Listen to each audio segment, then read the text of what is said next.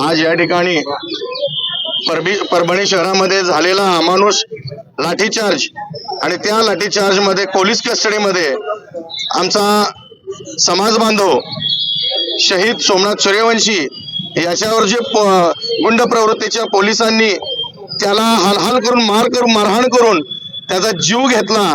आज हे प्रशासन गाफील झालेलं आहे। महत्वाचं सांगायचं म्हटलं तर या प्रशासनाला शासनाची मुख अनुमती आहे की काय हा एक संभ्रम या ठिकाणी समाजामध्ये निर्माण झालेला आहे। म्हणून आज सोलापुरातील अन्याय अत्याचार युवा कृती समितीच्या वतीनं या ठिकाणी सोमनाथ सूर्यवंशीला आदरांजली वाहण्याचं काम या मूकमोर्चेच्या आणि अर्धनग्न या व्यवस्थेला अर्धनग्न करण्यासाठी हे अर्धनग्न आंदोलन होतं।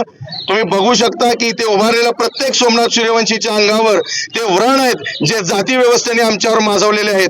ज्या जातीय व्यवस्थेची पाठराखण हे शासन आणि हे प्रशासन करतंय आणि या प्रशासनाला हाती धरून पोलिसांना समोर करून इथल्या आंबेडकरवाद्यांचा जीव मारण्याचा प्रयत्न करतोय। त्यांचा या ठिकाणी धिक्कार करण्यासाठी इथे जमलेला समस्त सोलापुरातील तरुण आहे। आणि मी या ठिकाणी एवढंच सांगतो की ही आमची शांतता हा आमचा मोर्चा हा तुम्हाला विचलित करण्यासाठी नाही तर तुमचं डोकं भांडणावर आणण्यासाठी होता।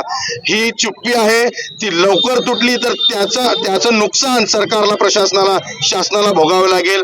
म्हणून एवढंच बोलतो। त्यानंतर त्या ठिकाणी जे आंबेडकरी चळवळीतील विजय वाकोडे यांचं निधन झालं त्यांनाही या ठिकाणी आम्ही श्रद्धांजली वाहून हा कार्यक्रमाची समाप्ती केलेली आहे। प्रशासनाला एवढाच माझा एक महत्वाचा संदेश आहे।